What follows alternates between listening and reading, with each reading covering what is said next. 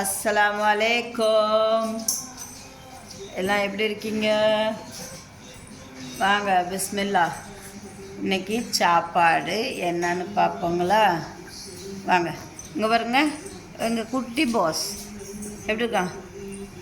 ஸ்வீட்டாக இருக்கானா?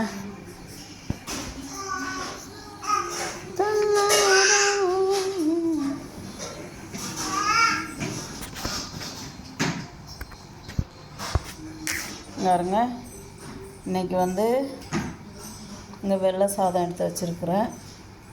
இங்கே மோரில் பச்சை மிளகா, கருவேப்பிலை, இஞ்சி, உப்பு போட்டு அரைச்சி வடிகட்டி வச்சுருக்குறேன்.